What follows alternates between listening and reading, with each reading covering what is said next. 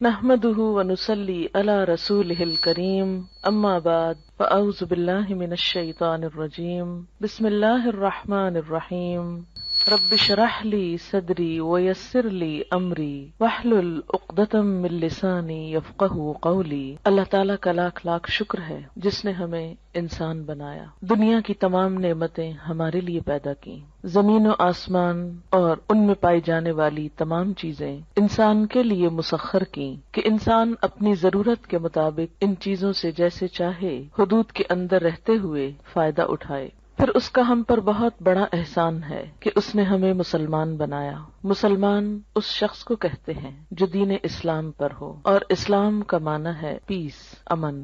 گویا مسلمان وہ شخص ہوتا ہے جو پرامن ہوتا ہے، اندر سے پرسکون ہوتا ہے، لوگوں کے ساتھ پرامن ہوتا ہے۔ لوگوں کے ساتھ وہی شخص پرامن ہو سکتا ہے جو اندر سے پرسکون ہو۔ اگر کوئی شخص خود اندر سے بے چین ہو، غیر مطمئن ہو، غم، غصے، غضب کا شکار ہو، وہ شخص دوسروں کے ساتھ اچھا معاملہ نہیں کر سکتا۔ اسی طرح وہ شخص جو اندر سے بدنیت ہو، حسد کا شکار ہو، بدگمانی کا شکار ہو، برے جذبات کا شکار ہو، وہ شخص بھی دوسروں کے ساتھ اچھا برتاؤ نہیں کر سکتا۔ نبی اکرم صلی اللہ علیہ وسلم نے مسلمان کی تعریف یہ بتائی کہ المسلم من سلم المسلمون من لسانہ و یدہ، مسلمان وہ ہوتا ہے جس کے ہاتھ اور زبان سے دوسرے مسلمان سلامت رہیں، یعنی ان کو کوئی تکلیف نہ پہنچے۔ تو جیسا میں نے عرض کیا کہ دوسروں کو سلامتی وہی دے سکتا ہے جس کا اپنا دل سلیم ہو، سلامت ہو۔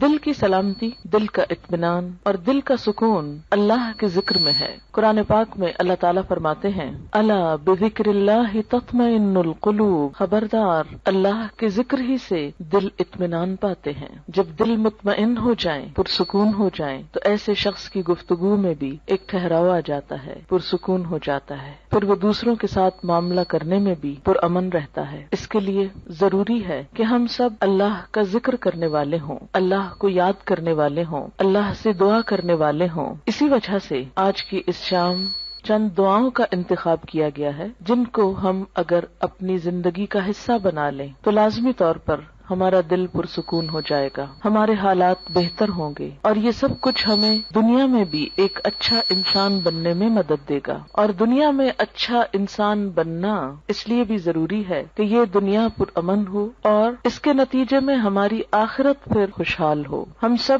جنت کی خواہش رکھتے ہیں، ہم سب جنت کے امیدوار ہیں، جنت کے انتظار میں ہیں، لیکن یاد رہے کہ جنت پرامن لوگوں کی بستی ہے۔ جنت میں وہی جا سکتا ہے جو یہ ثابت کرے کہ میں ایک پرامن انسان ہوں۔ دنیا میں بھی جو انسان خود پرامن طریقے سے نہیں رہتا اور دوسروں کی جان، مال، عزت، آبرو پر حملہ کرتا ہے یا ان کو نقصان دیتا ہے تو ایسے شخص کو معاشرے میں کھلم کھلا چھوڑ نہیں دیا جاتا۔ دنیا میں بھی ایسے شخص کی جگہ جیل خانہ ہوتی ہے۔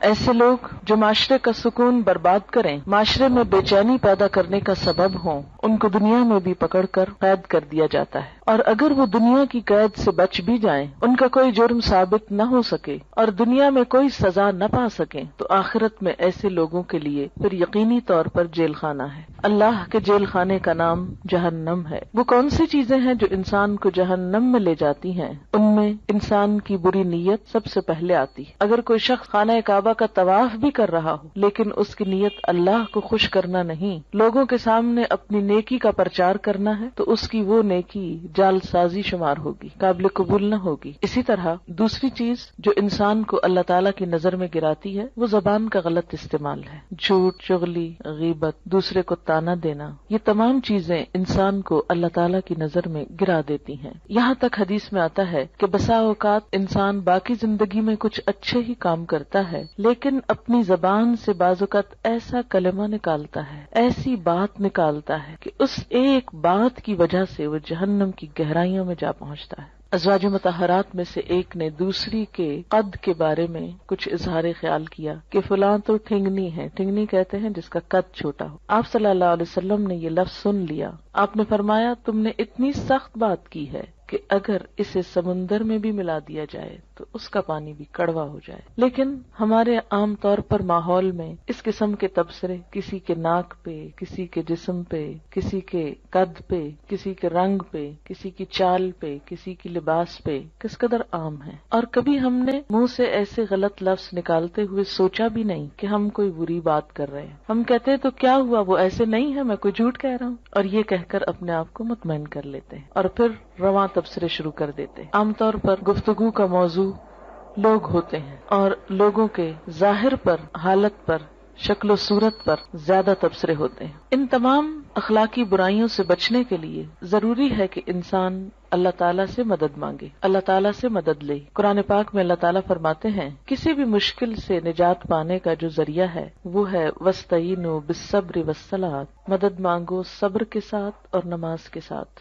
نماز اللہ کے ذکر کا بہترین طریقہ ہے، اللہ کو یاد کرنے کا. نماز ایک دعا بھی ہے، لیکن نماز کے علاوہ یا نماز کے بعد بھی اللہ کو یاد کرنا اہل ایمان کا طریقہ ہوتا ہے. دعا ایک عبادت ہے، نہ صرف یہ کہ عبادت ہے بلکہ عبادت کا بھی نچوڑ ہے، عبادت کا بھی اعلیٰ ترین حصہ ہے. حدیث پاک میں آتا ہے کہ جو اللہ سے دعا نہیں مانگتا اللہ تعالیٰ اس سے ناراض ہو جاتا ہے. بعض اوقات ہم یہ سمجھتے ہیں کہ اللہ کو تو پتہ ہی ہے ہم کو کیا چاہیے اور وہ تو ویسے بھی دے سکتا ہے، ہمیں مانگنے کی کیا ضرورت. نہیں، آپ صلی اللہ علیہ وسلم نے فرمایا جو لوگوں سے مانگتا ہے لوگ اس سے ناراض ہوتے ہیں، اور جو اللہ سے نہیں مانگتا تو اللہ تعالیٰ اس سے ناراض ہوتا ہے. تو ہمیں لوگوں کی طرف توقع رکھنے اور ان سے مانگنے کی بجائے اللہ کی طرف رجوع کرنا چاہیے. دعا انسان کی بندگی، عاجزی اور اس کی عبادت کا ایک ذریعہ ہے، ایک طریقہ ہے. اللہ تعالیٰ اس بات کو ناپسند کرتے ہیں کہ کوئی بندہ اس کے آگے ہاتھ پھیلائے اور پھر وہ ان ہاتھوں کو خالی لوٹا دے، کیونکہ وہ کائنات کا بادشاہ ہے. لیکن عموماً ہم دعا مانگنے میں کچھ ایسی غلطیاں کرتے ہیں کہ جن کی وجہ سے دعا قبول نہیں ہوتی. اس میں سب سے بڑی غلطی یہ ہوتی ہے کہ بسا اوقات ہم دعا تو مانگتے ہیں لیکن غفلت کے ساتھ توجہ نہیں کرتے، ہمیں یہ نہیں پتا ہوتا ہم مانگ کیا رہے ہیں. بعض اوقات کیا کرتے ہیں، کسی مشکل کے لیے وظیفہ تو پڑھتے رہتے ہیں، کوئی مخصوص آیت 1000 دفعہ پڑھ لی، 2000 دفعہ پڑھ لی، لیکن دعا نہیں مانگتے. ہم سمجھتے ہیں کہ صرف یہ آیت پڑھنے سے ہی کام ہو جائے گا. اس طرح ہم اپنے اوپر ایک ناروا بوجھ بھی ڈالتے ہیں اور دعا سے بھی محروم رہتے ہیں. بعض اوقات ایسی دعائیں مانگتے ہیں جو اس موقع کی مناسبت سے نہیں ہوتی. بعض اوقات ہم کچھ چیزیں تو مانگ لیتے ہیں روٹین میں یا رٹے رٹائے جملے بول دیتے ہیں لیکن ان کو محسوس نہیں کرتے.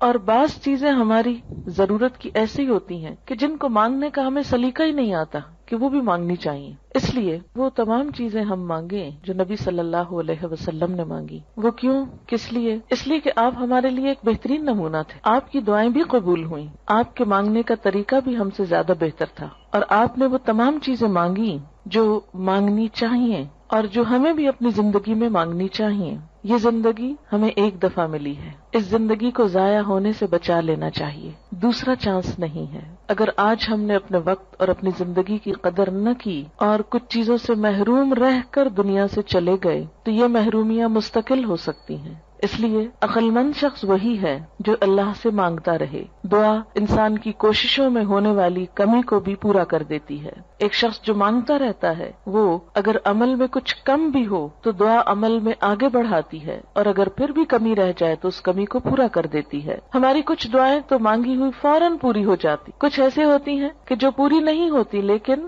ان کے بدلے کوئی آنے والی مصیبت ٹل جاتی ہے. آپ صلی اللہ علیہ وسلم نے فرمایا کہ ایک طرف سے دعا اٹھتی ہے اور دوسری طرف سے مصیبت آ رہی ہوتی، وہ دونوں آپس میں جھگڑنے لگتی ہیں.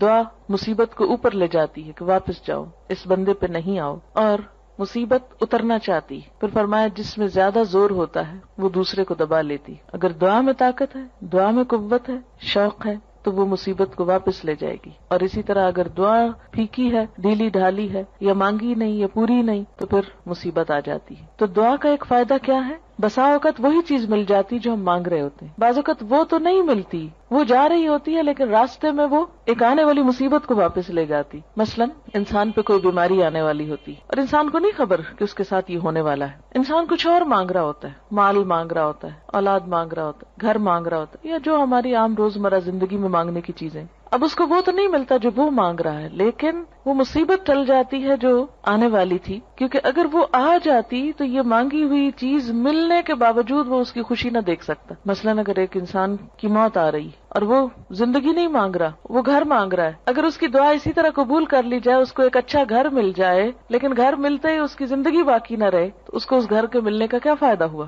کوئی فائدہ نہیں، کیونکہ وہ تو زندہ ہی نہ رہا۔ اس لیے اللہ تعالیٰ کو زیادہ بہتر طور پہ پتا ہوتا ہے کہ اس وقت ہماری ضرورت زندگی ہے یا گھر ہے، مثلاً یا صحت ہے یا اولاد ہے۔ بعض اوقات انسان اولاد کی دعا کرتا ہے، بیٹے کی دعا کرتا ہے، جو ہمارے معاشرے میں عام طور پر ہے، لیکن اللہ تعالیٰ وہ نہیں دیتا، اس کے بدلے میں کچھ اور دے دیتا ہے جو اس سے زیادہ انسان کی ضرورت ہوتا ہے۔ تیسرا طریقہ یہ ہوتا ہے کہ جو کچھ انسان مانگتا ہے وہ نہ تو وہ ملتا ہے، نہ مصیبت ٹلتی ہے، بلکہ آخرت کے لیے جمع ہو جاتا ہے، انسان کی نیکیوں میں بدلتی جاتی ہے دعا۔ کوئی مانگی ہوئی دعا ضائع نہیں جاتی۔ یہ یاد رکھیں کہ دعا ایک ایسی نیکی ہے جو ضائع نہیں ہوتی، وہ اپنا اثر ضرور رکھتی ہے۔ کچھ کام تو ایسے نا جو ہم کرتے بھی رہیں تو ضائع ہوتے جاتے ہیں، کوئی نتیجہ ہی نہیں نکلتا۔ مثلا دنیا میں کئی ایسے بزنس ہوتے ہیں، انویسٹ کرتے ہیں لیکن اس کو کوئی فائدہ نہیں ہوتا، الٹا نقصان میں جاتے ہیں، لیکن دعا ایسی انویسٹمنٹ ہے جو ضائع نہیں جاتی۔ آپ مانگتے چلے جائیں، اگر دنیا میں کچھ نہیں بھی ملا تو آخرت میں اس کے بدلے میں اتنا کچھ جمع ہو جائے گا کہ وہاں جا کر انسان تمنا کرے گا،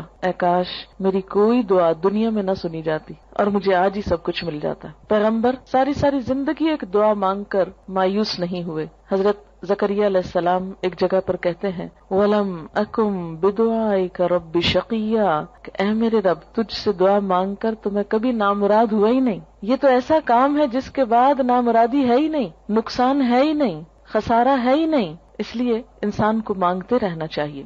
وآخر دعوانا ان الحمد للہ رب العالمین۔